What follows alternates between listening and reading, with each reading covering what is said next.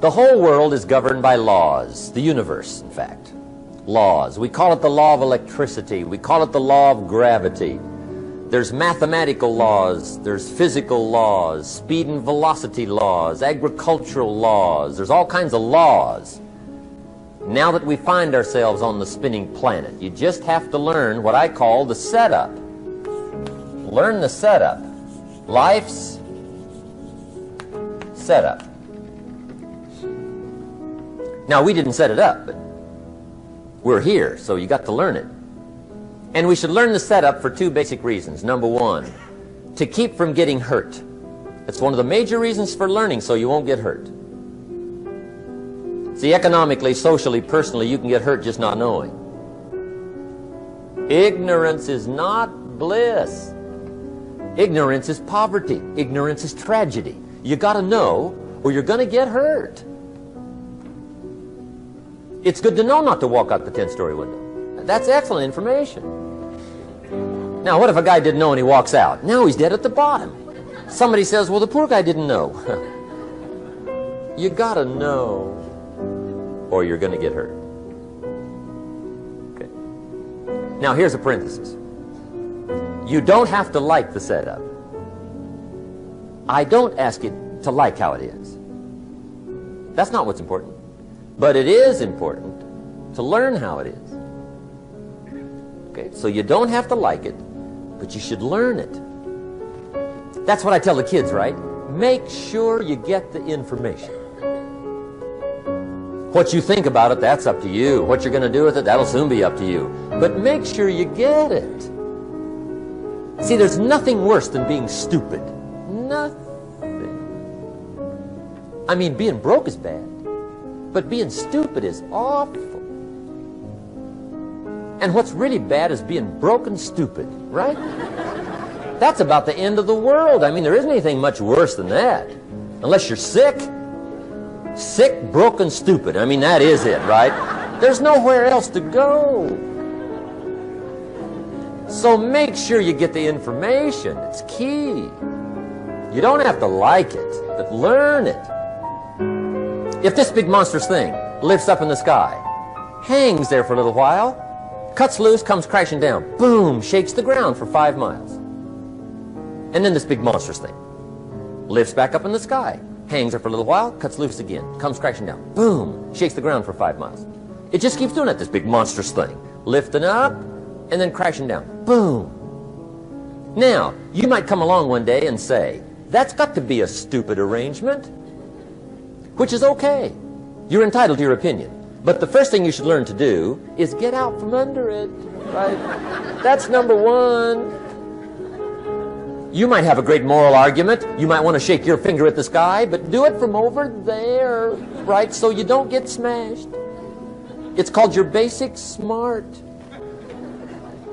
So number one, learn so you won't get hurt. Whether you like it or not, learn. Now here's the second reason for learning. The setup, to benefit. It's called the plus of life. And that's what life is, right? Both minus and plus. The minus is tragedy, heartache, misery, failure, unhappiness. But life is also happiness, prosperity, good feelings. So here's the key. Learn to get on the good side of the way things work.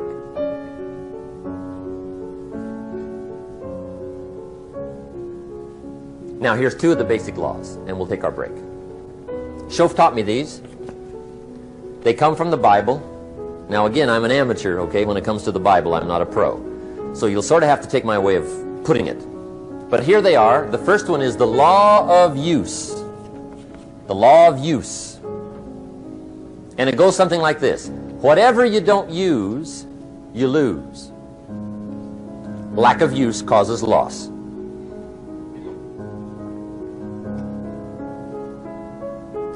On this planet, maybe not the next one, but on this one. If you tie your arm to your body, leave it there long enough, you'll never use it again.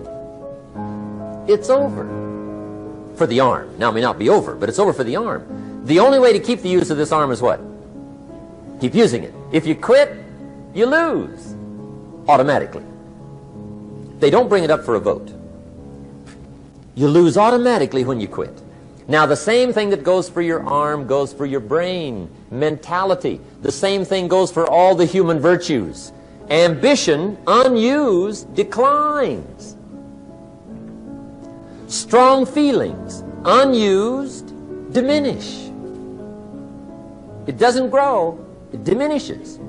Faith, unused, decreases. It's a law.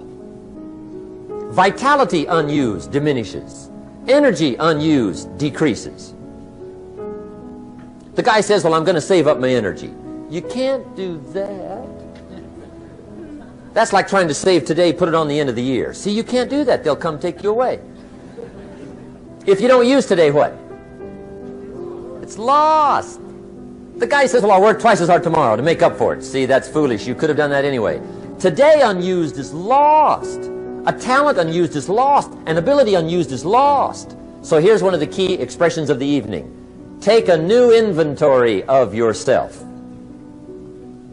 Starting tomorrow, new project. Take a new inventory. And make sure that all of your talent and ability and mentality and ingenuity and vitality and strong feelings, faith, courage, make sure that all you've got's being used. Otherwise, you lose. Now, one of the best illustrations of the law of use is a Bible story called the Parable of the Talents. The Talents story. Interesting story if you haven't read it in a while. Just review it. It's a good story. An ancient story. It says there was a master with 3 servants. He got them together one day and he said to the 3, I've got these talents. And in those ancient days, a talent was a measure of gold. And he said to the 3 servants, take these talents and see what you can do with them while I'm gone. He said, I'm taking a journey and I'll be gone for a while. When I come back, we'll get together, go over the book, see how you did. He said, here's 5 of these talents for you. 5. Here's 2 of them for you. 2. And here's 1 for you. 1. The master said, take those talents, see what you can do with them. When I come back, we'll get together, we'll go over it all. The servant said, okay. Master takes off.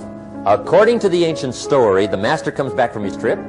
When he gets back, he gets the 3 servants together, and as he said he would, he asks, how did it go with those talents? You were 5. What happened? That servant said, well, I took the 5 talents you gave me and I put them to work. A little shaky at first, but he said things finally got rolling. And he said, I poured it on. And he said, my talents grew to 7, 8, 9, 10.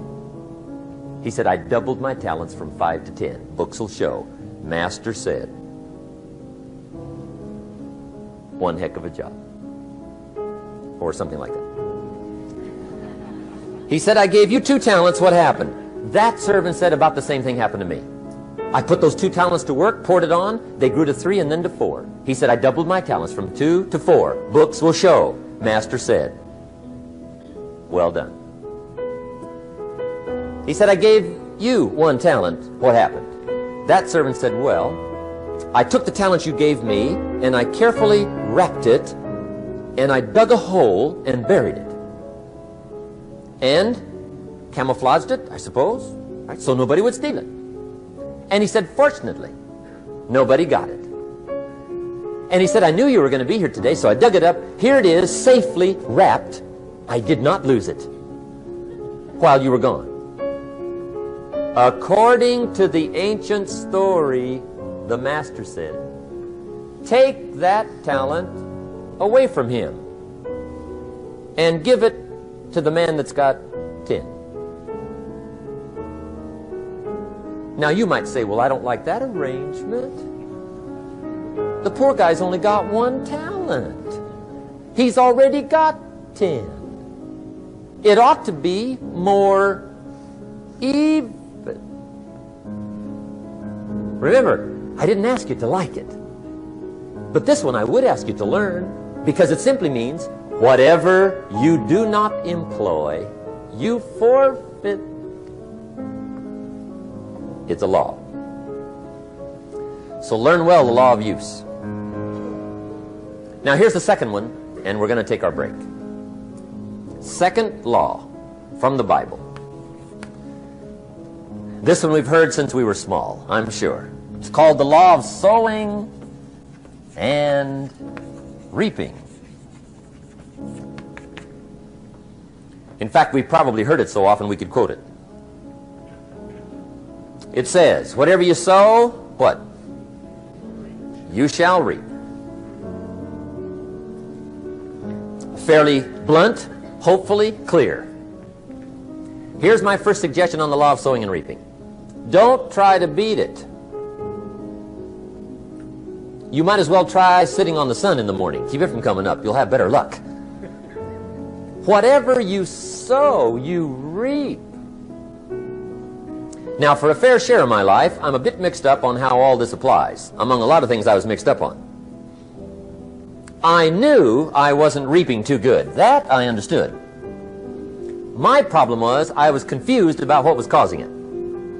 Remember me with the funny list? I thought those are the reasons why it isn't working out well. And then Mr. Shoaff gave me the clue that helped me figure it all out. He said, Mr. Rohn, I have another answer for you. There's another way to quote this law that'll show you where the problem is so you can go to work on it right away.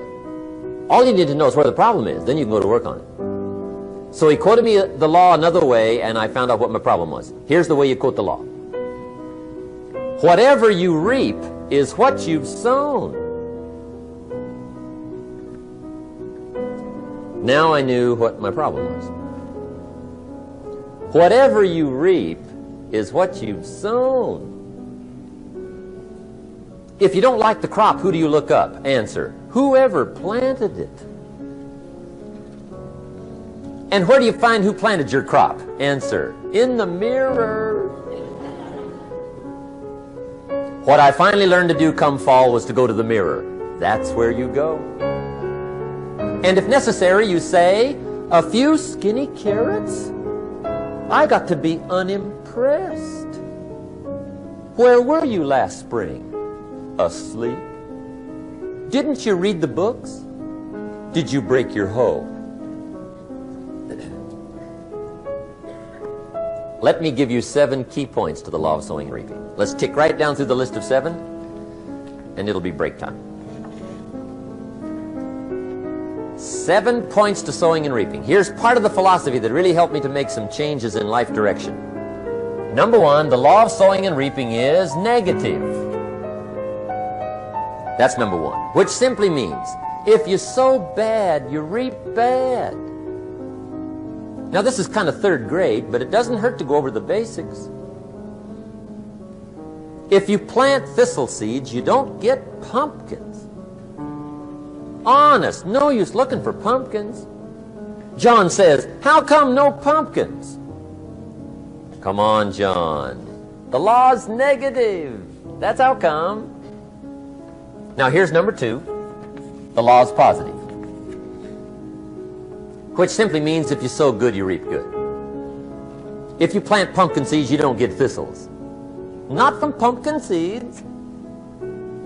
Mother Nature won't pull tricks on you over in the corner snicker and push new thistles and you planting pumpkin seeds. She won't do that.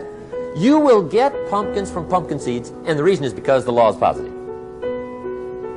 Now here's number 3. I got excited when I found out the full dimension of this. See, you do not reap what you sow, but rather you always reap much more than what you sow. So the 3rd key word is more. You don't get back what you put out. You get back much more than what you put out. And it works both positive and negative. On the negative side, it said, if you sow to the wind, you reap the whirlwind. So you've got to get ready for that, or you will be naive. The valuable commodity I know of is information. Wouldn't you agree?